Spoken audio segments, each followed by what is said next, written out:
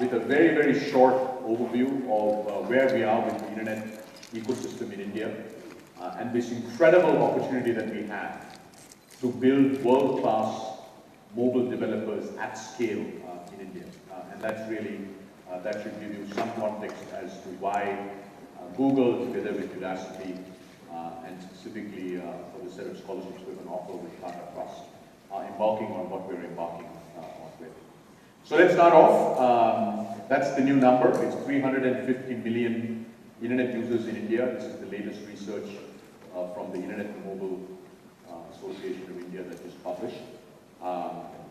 That's a pretty large number, as many of you can imagine. That's the number of Indians who access the internet, a large number of them through mobile devices, as you'll see.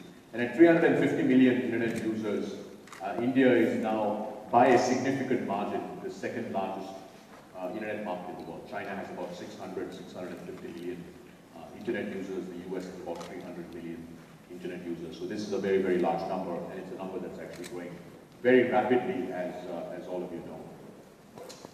It's interesting to look at what's happened over the last 3 or 4 years in India when it comes to internet users. So at the beginning of 2011, there were about 100 million internet users in India, and about 20 million of them access the internet through a smartphone in India. So by 2015, which is where, as we speak today, we have about 350 million internet users.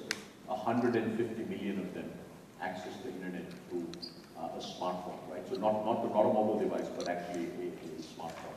And by 2017, given the current growth rate, we will have over 500 million Indians on the internet. And interestingly, 400 million of them will access the internet through a smartphone device. So we're really looking at, out of, in a country of 1.2 billion Indians, 400 million Indians will access the internet through their smartphone device. So 1 out of every 4 internet users in the world will actually come from India. So 25% of the entire worldwide population of internet users around the world will actually come from India. So this is obviously very, very large numbers and quite exciting. What's also interesting is not only just the large number of 400 million smartphone users, but 65% of the users in India this year, 2015, only access the internet through a mobile device. They do not have access to the internet through a desktop or a laptop or sort of fixed line device to do that. And at 65%, India is by far the largest mobile-only internet market. No other country even comes close to this percentage, right? So if you look at a market like the US, it's about 12-13%. Even China is only 15%. Only 15% of Chinese internet users are mobile only. So in India, that number is 65%. As all of you know, I think Bangalore is the capital of all of this exciting entrepreneurship that we're seeing in the internet space.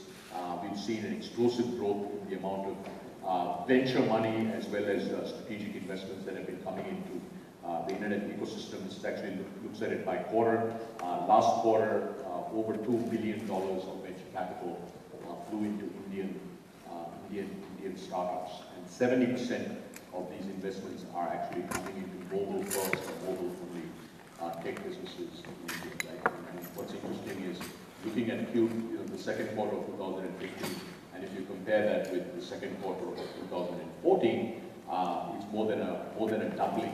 We only had about $700 billion of venture capital that flew into Indian startups, that came into Indian startups exactly a year ago. That 700 billion number is now over $2 billion.